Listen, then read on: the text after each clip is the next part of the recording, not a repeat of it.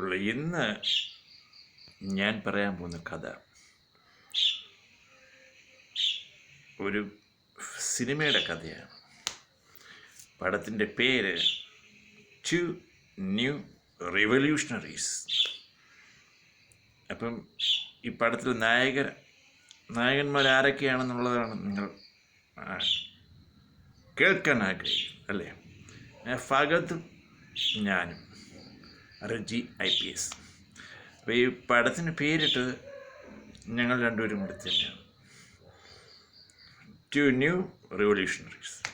അപ്പോൾ ഇതിൻ്റെ കഥ പറയാൻ പോകുന്നത് ഞാൻ പറഞ്ഞതും പറയാൻ പോകുന്നു. ഇതിൻ്റെ കഥ തുടങ്ങുന്നത് സാധാരണ ഉള്ള പൊളിറ്റിക്സ് എവിടെയാണ് തുടങ്ങുന്നത്? കോളേജിലെ സ്റ്റുഡൻസ് ആണ് കാണിക്കുന്നത്. അപ്പോൾ സ്റ്റുഡൻസിൽ ക്ലാസ്സിലിരിക്കുന്ന സ്റ്റുഡൻസ് സാർ പഠിപ്പിക്കുകയാണ്. അപ്പോൾ ക്വസ്റ്റ്യൻ മാത്സ് ആണ്, ഫിസിക്സ് അല്ലെങ്കിൽ ഫിസിക്സിനകത്ത് മാത്സ് ഒക്കെ ഉണ്ടല്ലോ. അപ്പോൾ ആ രീതിയിലൊരു പ്രൊഫസർ ക്ലാസ് എടുക്കുന്ന സമയത്താണ് എൻ്റെ സംഭവം വരാൻ പോകുന്നത്. ക്ലാസ് എടുക്കുമ്പോൾ ആ പ്രൊഫസർ ഒരു ചെറിയ മിസ്റ്റേക്ക് ചെയ്യും. ഒരു നമ്പറിലൊരു മിസ്റ്റേക്കാണ് വരുന്നത്. അപ്പോൾ ഈ ക്ലാസ്സിൽ 2 പേര് എണ്ണിട്ട് നിന്നിട്ട് റീപ്ലേസ് ദ നമ്പർ എന്ന് പറയും. സെയിം ടൈം അതാണ് ഞാനും ഫഹദും. അങ്ങനെ 2 പേർ ഒരുമിച്ച് ആ തെറ്റ് കണ്ടുപിടിക്കുകയും തെറ്റ് ചൂണ്ടിക്കാട്ടുകയും റീപ്ലേസ് ദ നമ്പർ എന്ന് പറയും. അങ്ങനെ ചെയ്യുന്ന സമയത്ത് നമ്മൾ പരസ്പരം ഐ കോണ്ടാക്ട്സ് ഉണ്ടാകും. അങ്ങനെ ക്ലാസ്സിന് ശേഷം അങ്ങനെ പരിചയപ്പെടുകയാണ്. അങ്ങനെ പരിചയപ്പെട്ട 2 ഫാമിലിയും തമ്മിലുള്ള ഒരു കണക്ഷനൊക്കെ ആയിട്ട് റീബർത്ത് അങ്ങനെയൊക്കെയുള്ളൊരു മൈൻഡ് സെറ്റപ്പ് ഒരുമിച്ച് പറയുന്ന അങ്ങനെ എന്തെങ്കിലുമൊക്കെ റിലേഷൻഷിപ്പ് അല്ലെങ്കിൽ കണക്ഷൻ ഉണ്ടാവും എന്നുള്ള രീതിയിലൊക്കെ സംസാരിച്ചൊരു ഫ്രണ്ട്ഷിപ്പ് ആവുകയാണ്. അങ്ങനെ ഫ്രണ്ട്ഷിപ്പായ കാര്യങ്ങളൊക്കെ കുറച്ച് കോളേജ് റൗണ്ടിങ് ഒക്കെ നടത്തി. അങ്ങനെ ഫാമിലിയായിട്ടൊക്കെ ഒന്ന് കാണാമെന്നിട്ടുള്ള 2 ഫാമിലി, എൻ്റെ ഫാമിലിയും ഫഹദിൻ്റെ ഫാമിലിയായിട്ടൊന്ന് മിങ്കിളി കാണാമെന്ന് വിചാരിച്ച് അങ്ങനെ ഒരു ദിവസം ഫഹദിൻ്റെ, അപ്പം ഞാൻ ട്രിവാൻഡ്രത്ത്, പുള്ളി കാസർഗോഡ്, 2 അറ്റത്താണ് 2 പേരുടെയും വീട്, ഇവിടെയും അവിടെയും. അങ്ങനെ പുള്ളിയുടെ വീട്ടിൽ പോവുകയും ഫഹദിൻ്റെ വീട്ടിൽ പോവുകയും അവരുമായിട്ട് ഫാമിലിയായിട്ടൊക്കെ മിങ്കിൾ ചെയ്യും. അപ്പോൾ അവനൊരു സിസ്റ്ററുണ്ട്. സിസ്റ്റർ IAS പഠിക്കുകയാണ്. അപ്പോൾ ഞാൻ ആ വീട്ടിൽ പോകുന്നത് കുറേ ദിവസം കഴിഞ്ഞിട്ടാണ്, കോളേജിലുള്ള ഫ്രണ്ട്ഷിപ്പ് കഴിഞ്ഞിട്ടാണ്. അപ്പോൾ കോളേജിൽ കുറച്ച് സീൻസൊക്കെ ഉണ്ട്, സാധാരണ യൂഷ്വലായിട്ടുള്ള സീൻസ്, ഫ്രണ്ട്സൊക്കെ ആയിട്ടുള്ള ഒരു. അപ്പം ആ വീട്ടിൽ ഞാൻ ഫഹദിനോട് പറയും, ഞാൻ നിൻ്റെ പെങ്ങളെ ഒന്ന് ലൈൻ അടിക്കാൻ പോവുക, ചുമ്മാതെ വീഴും നോക്കണം, ടെസ്റ്റിങ്. അപ്പം അവൾ സമ്മതിച്ചു, അടിച്ചു എന്ന് പറഞ്ഞു. അങ്ങനെ ഞാൻ ഫഹദിൻ്റെ സിസ്റ്ററുമായിട്ട് ഇങ്ങനെ വെളിയിൽ ബാൽക്കണിയിൽ സംസാരിച്ച് അങ്ങനെ വെളിയിൽ നോക്കുന്ന സമയത്ത് നല്ല മഴയുണ്ട്. അപ്പോൾ ഈ പോസ്റ്റിൻ്റെ ലൈൻ കമ്പിയില്ലേ, ആ ലൈനിൽ ഇങ്ങനെ വെള്ളം ഇങ്ങനെ വീണു. അപ്പം ഞാൻ ആലോചിക്കുകയാണ്, ഈ വെള്ളം ഇങ്ങനെ 2 കമ്പിയിലും തട്ടിയാൽ പ്രശ്നമാവില്ലേ? കാറ്റടിച്ച് കഴിഞ്ഞാൽ വെള്ളം നൂല് പോലെ തുള്ളി അല്ലാതെ ആയിക്കഴിഞ്ഞാൽ അവിടെ സ്പാർക്ക് ഉണ്ടാകും, ചില ഫീസ് അടിച്ച് പോകും. അങ്ങനെ പറഞ്ഞ് ഞാൻ അവളോട് ചോദിക്കുകയാണ്, നിനക്ക് ലൈൻ വല്ലതും ഉണ്ടോ? അപ്പോൾ അവൾ പറയുകയാണ്, ഒരു ലൈനുണ്ട്. അങ്ങനെ ഞാനും അവളുമായിട്ടുള്ളൊരു സംസാരത്തിൽ അതങ്ങനെ കണ്ടുപിടിക്കുകയാണ്. അപ്പോൾ നേരെ ഫഹദ് കയറി വരികയാണ്, ഇൻ്റർവ്യൂ ചെയ്യും. കയറി വന്നിട്ട് അവളെ അമ്മ വിളിക്കുന്നു പറഞ്ഞ് അവളെ പറഞ്ഞു വിടുക. അപ്പോൾ ഞാൻ ഫഹദുമായിട്ട് ഈ കാര്യം ഷെയർ ചെയ്യുകയാണ്, നിൻ്റെ പെങ്ങൾക്കൊരു ലൈൻ ഉണ്ടെന്ന് അവൾ പറഞ്ഞിട്ടുണ്ട്. അപ്പം ആരാണെന്ന് ചോദിച്ചപ്പോൾ കൂടെ പഠിക്കുന്ന പാർട്ടിയാണ്. അപ്പോൾ അതിനൊരു കാര്യം ഞാൻ അവളോട് പറയുന്നുണ്ട്, കൂടെ പഠിക്കുന്ന ലൈൻ അടിച്ചാൽ 50% സക്സസ് ആവത്തുള്ളൂ, വെറുതെ സമയം കളയണം എന്നൊക്കെയുള്ള ഡയലോഗ് അതിന് മുമ്പുണ്ട്. അപ്പോൾ ഫഹദിനപ്പം ദേഷ്യം വരും. അപ്പം നീ ദേഷ്യപ്പെടേണ്ടെങ്കിൽ നമുക്കിത് അന്വേഷിക്കാമെന്നുള്ള രീതിയിൽ അപ്പം നാളെ എന്തായാലും കോളേജിൽ പോകണമല്ലോ.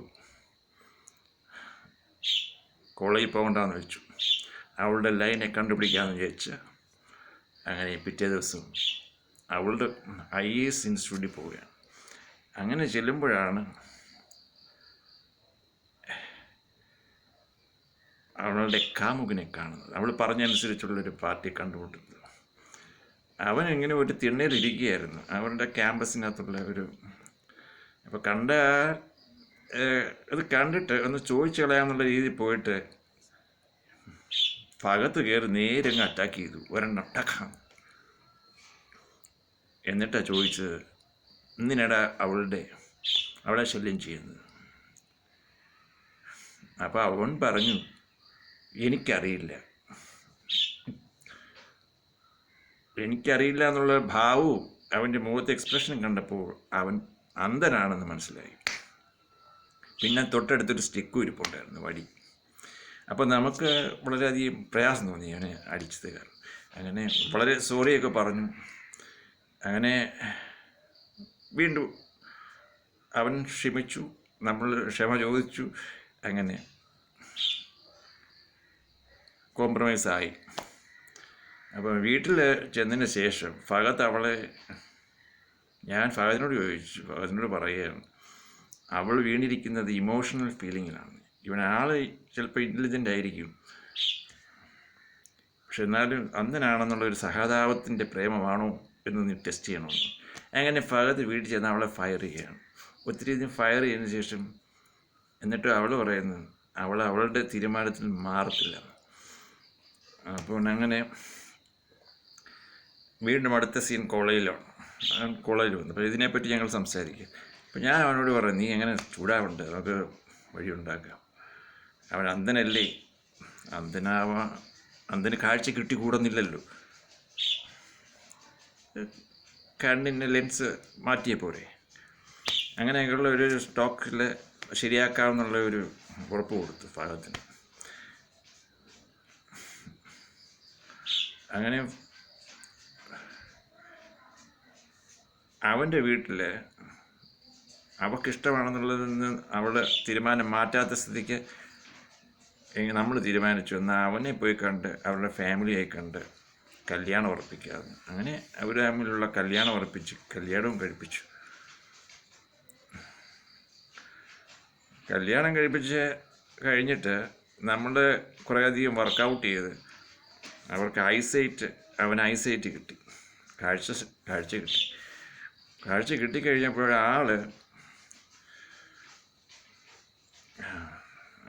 ഭാര്യ പ്രഗ്നൻ്റ് ആയിട്ടിരിക്കുന്ന സമയത്ത് അവൻ വേറെ പെണ്ണിനുമായിട്ട് ലൈനായി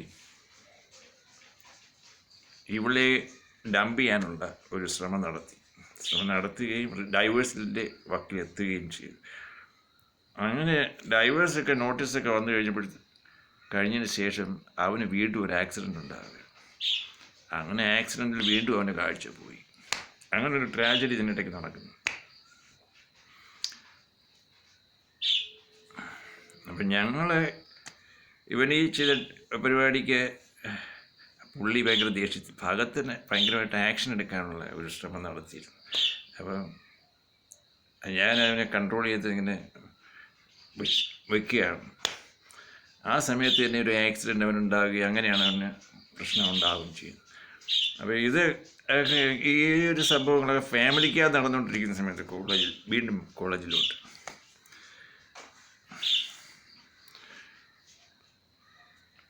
കോളേജിൽ ഇരിക്കുന്ന സമയത്ത് പൊളിറ്റിക്കലായിട്ട് ഒത്തിരി പ്രശ്നങ്ങൾ രാജ്യം കേരള സ്റ്റേറ്റിലാണല്ലോ കഥ നടക്കുന്നത്. അപ്പോൾ ഭരിക്കുന്നവരുടെ പ്രശ്നങ്ങൾ സ്ഥിരം പ്രശ്നങ്ങളാണ്.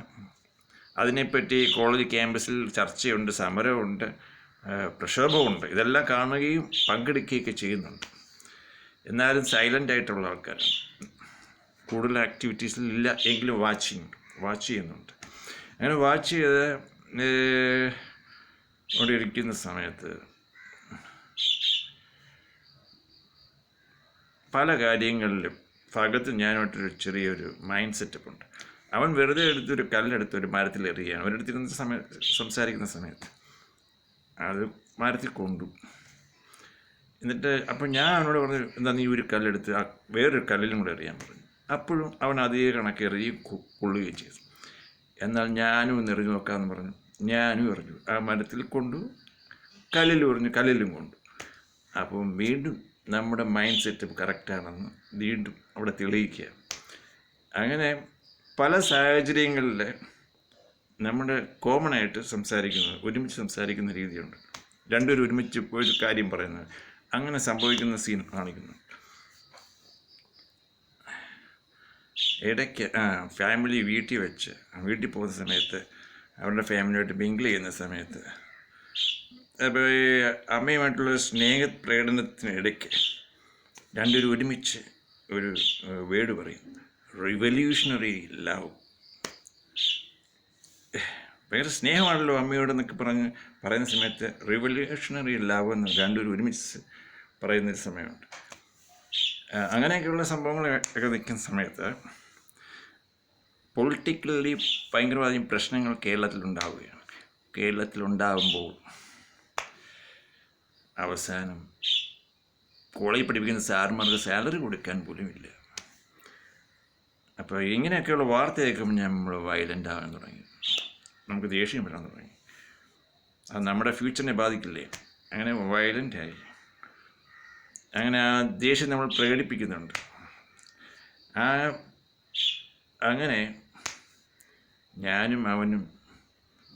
ഞാൻ അവനോട് പറയുകയാണ്, ഞങ്ങൾ പരസ്പരമുള്ള ഐ കോണ്ടാക്ട്സിൽ ഒരേ വികാരം വന്നു തുടങ്ങി. നീ ഒരു വാക്ക് പറയാൻ പറഞ്ഞു. അപ്പോൾ അവൻ പെട്ടെന്ന് പറഞ്ഞത് സമരമാണ്.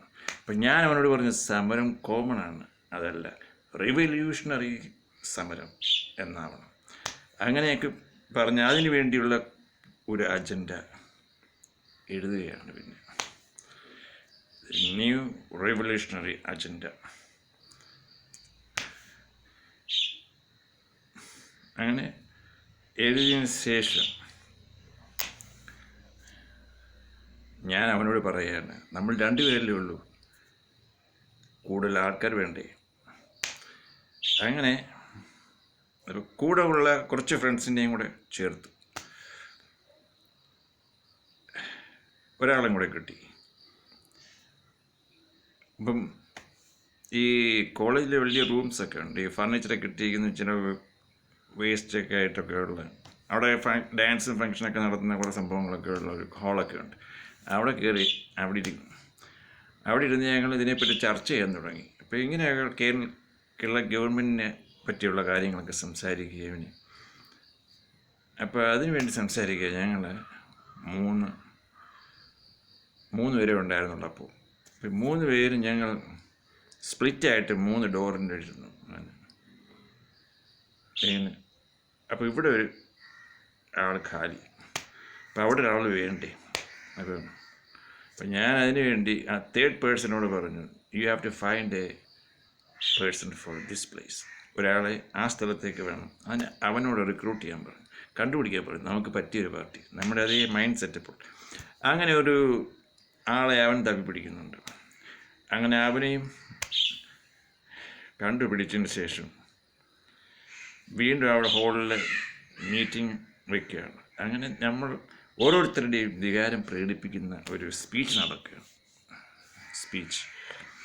സ്പീച്ചിന് ശേഷം നമ്മൾ ചീയേഴ്സ് അടിക്കത്തില്ലേ? അത് ചീയേഴ്സ് അടിക്കാൻ മുമ്പ് അവിടെ തേർഡ് പേഴ്സണായിട്ട് വന്ന പാർട്ടിയുടെ ബെൽറ്റിൽ ഒരു ചെയിൻ ഇട്ടാണ് ബെൽറ്റ് ഇട്ടിരിക്കുന്നത്. അപ്പം ഞാൻ അവനോട് ആ ചെയിൻ ഓടിത്തരാൻ പറഞ്ഞു. പിന്നെ ഞാൻ അവിടെ കിടന്നൊരു കൊടി അത് ഓടിച്ചിട്ട് ഈ ചെയിനും ആ തടിയുമായിട്ട് കണക്ട് ചെയ്ത് അപ്പം നെഞ്ചക്കായി. അപ്പം നെഞ്ചക്ക് വെച്ചാണ് ചീയേഴ്സ് അടിച്ചത്. നെഞ്ചക്ക് കൊണ്ട് ചീയേഴ്സ് അടിച്ച് റിവല്യൂഷണറി ഹിറ്റ് ഇത് ചീയേഴ്സ് അടിച്ച് we are turning back and we are walking together. നമ്മൾ തിരിച്ചൊരുമിച്ച് നടന്ന് ഡോറിൻ്റെ വാലിലോട്ട് വരികയാണ്. And we will win, this revolutionary will win എന്നുള്ളൊരു സെൻറ്റൻസുമായിട്ട് വരുന്നത്. ആ ഡോർ ഓപ്പൺ ചെയ്യുന്നത് ഇൻ്റർവെല്ലാണ്, ഇൻ്റർമിഷൻ.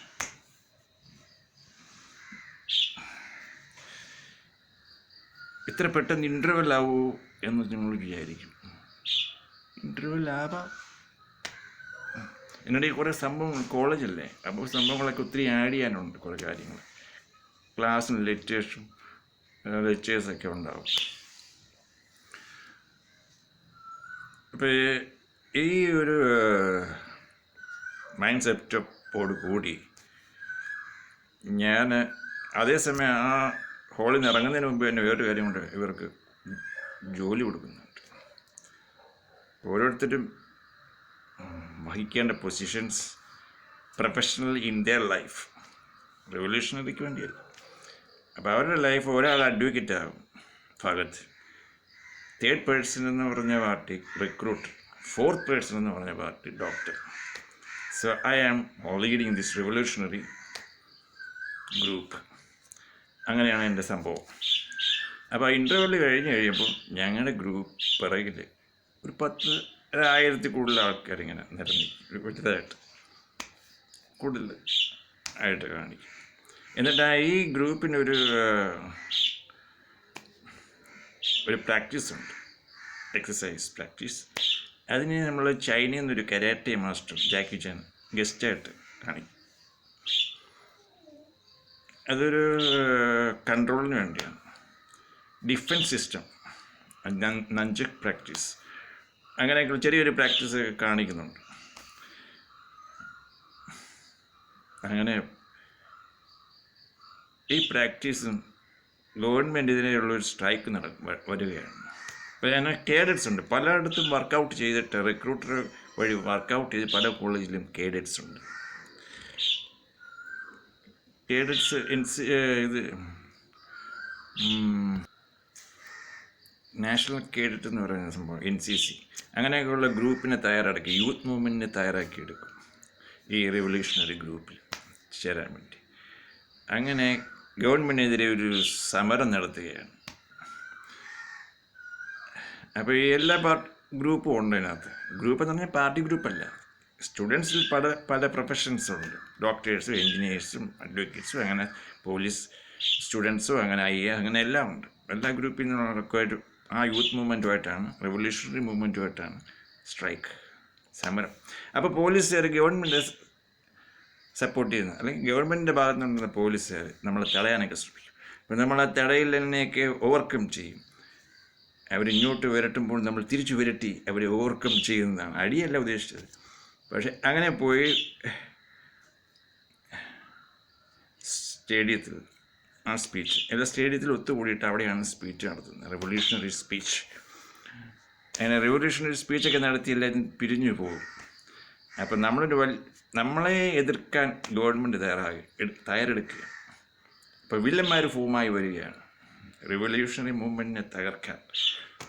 അപ്പം ഞാൻ ഇത് മുൻപേ കണ്ടിട്ടാണ് ഈ ഒരു പ്രൊഫഷൻ. റെവല്യൂഷണറിയിലുള്ള എല്ലാവരും ഹൈലി ക്വാളിഫൈഡ് പ്രൊഫഷണൽ ആവണമെന്നുള്ള സ്പീച്ച് നടത്തിയിട്ടുണ്ട്. ഡോക്ടേഴ്സും എൻജിനീയേഴ്സും പോലീസും എല്ലാവിധ പ്രൊഫഷനും കൂടിയ ആൾക്കാരായിരിക്കണമെന്ന് നിർബന്ധമാക്കിയിട്ടുണ്ട്. അപ്പോൾ നമ്മുടെ ഒരു ഗ്രൂപ്പ് എന്ന് പറഞ്ഞാൽ ഒരു 5,000 10,000 ആയാലും അതിനകത്ത് എല്ലാം ഹൈലി ക്വാളിഫൈഡ് പ്രൊഫഷണൽസാണ്.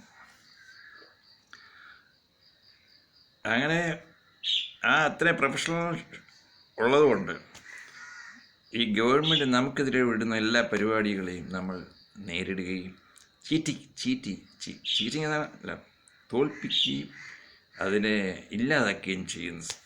പലവിധ ശ്രമങ്ങൾ അവർ നടത്തും ഇല്ലാതാക്കാൻ വേണ്ടി. നമ്മുടെ ഗ്രൂപ്പിനെ സ്പ്ലിറ്റ് ചെയ്യാൻ ശ്രമിക്കുന്നുണ്ട്, ആക്സിഡൻറ്റിൽ കൂടി ഇല്ലാതാക്കാൻ ശ്രമിക്കുന്നുണ്ട്, ട്രാപ്പ് ചെയ്യുന്നുണ്ട്. അങ്ങനെയൊക്കെയുള്ള സംഭവങ്ങളിൽ നമ്മുടെ ഗ്രൂപ്പിലുള്ള വ്യക്തികൾ തന്നെ, അഡ്വക്കേറ്റ്സ്, ഡോക്ടേഴ്സ് ആണെങ്കിൽ ഡോക്ടേഴ്സ്, എൻജിനീയേഴ്സ് ആണെങ്കിൽ എൻജിനീയേഴ്സ്, ടീച്ചേഴ്സ് ആണെങ്കിൽ ടീച്ചേഴ്സ്, അങ്ങനെ എല്ലാവിധ ആൾക്കാരുള്ളത് കൊണ്ട് അതെല്ലാം നമ്മൾ അവരുടെ എല്ലാവിധ അറ്റാക്കും നമ്മൾ ഇല്ലാതാക്കുക. അങ്ങനെ ഈ ഗ്രൂപ്പിൻ്റെ വളർന്ന് ഇവരെല്ലാം നമ്മുടെ റെവല്യൂഷണറി അഡ്വക്കേറ്റ്സ് കോർട്ടിൽ വാദിച്ച് തോൽപ്പിക്കുകയാണ്. ഇവരെല്ലാം അഴിമതിക്കാരാണെന്ന് കണ്ടെത്തുകയും ഇവരെ വാദിച്ച് തോൽപ്പിക്കുകയും ഇവരെ ജയിലിലടക്കുകയും ചെയ്യുകയും ചെയ്യുകയാണ്. അതിനുശേഷം ഗവൺമെൻറ്റിനെ നമ്മൾ പിടിച്ചെടുക്കുകയാണ്.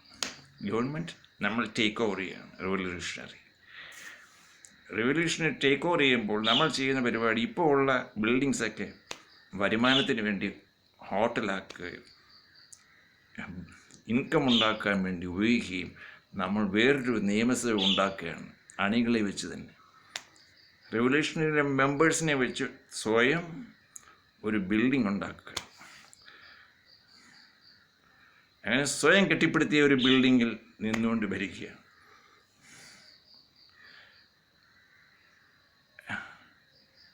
ഭരിച്ചു കഴിഞ്ഞ് ഈ ഭരണം ഏറ്റെടുത്തതിന് ശേഷം കേരളത്തിൽ ഭരിക്കുകയും ഒരു നല്ല ഭരണം കാഴ്ചവെക്കുകയും ചെയ്യുകയാണ് റെവല്യൂഷണറി ഗവൺമെൻറ്. അങ്ങനെ വീണ്ടും ഒരു ജയൻറ്റ് മൊണോപ്പൊളി അല്ലെങ്കിൽ ഒരു മുതലാളിയോ ആരെങ്കിലും കൂടുതൽ കാശുള്ളവർ വന്ന് നമ്മുടെ ഗ്രൂപ്പിനെ വിഴുങ്ങാനുള്ളൊരു ശ്രമം നടത്തുന്നുണ്ട്. അങ്ങനെ ശ്രമം നടത്തുകയും കുറേ ആൾക്കാരെ അവരുടെ ഒപ്പം ചേർക്കാനുള്ള ശ്രമം എന്നാണ്. അത് നമ്മൾ കണ്ടുപിടിക്കുകയും അവരെ ഫിനിഷാക്കുകയും ചെയ്യുകയാണ്. ദി എൻഡ് ഫിനിഷാക്കിയിട്ട് നമ്മൾ വീണ്ടും നടക്കുകയാണ് ഗ്രൂപ്പായിട്ട് നടക്കുകയും ദ ലാസ്റ്റ് ഈസ് കമ്മിങ്. അപ്പോൾ അവരെല്ലാം ഫിനിഷാക്കി കഴിഞ്ഞിട്ട് വീണ്ടും പറയുകയാണ്, we have to recruit a new group. പുതിയ ആൾക്കാരെ കണ്ടെത്തണം. ഇതേപോലെയുള്ളവർ പാടില്ല. കാലം മാറുമ്പോൾ കോലം മാറണം. കോലം മാറുന്നതിനോടൊപ്പം we have to update our mind. നമ്മുടെ മനസ്സിൻ്റെ ചിന്തകളും മാറും. ചിന്തകളെയും അപ്ഡേറ്റ് ചെയ്യണം. അല്ലാതെ ഭ്രാന്തനാകരുത് എന്ന് ഉള്ള സന്ദേശവുമായിട്ടാണ് ഫിലിം അവസാനിക്കുന്നത്. എങ്ങനെയുണ്ട് സ്റ്റോറി? എങ്ങനെയുണ്ട്? ഇപ്പം ഞാനും ഫഹദുമാണ് ഈ മൂവിയിൽ ആക്ട് ചെയ്യാൻ ഉദ്ദേശിക്കുന്നത്. അപ്പം all rights reserved for this story by Reggie Matthew. My YouTube channel ID is Reggie IPS. Another YouTube channel ID is Reggie Matthew Pontrail. Please subscribe and share it. My mobile number is 703417129. കാസ്റ്റിങ്ങും മറ്റുള്ള കാര്യങ്ങളും we will work out and we will make audition for actors and actresses. Thank you for watching. My mobile number is 703417129. Thank you for watching.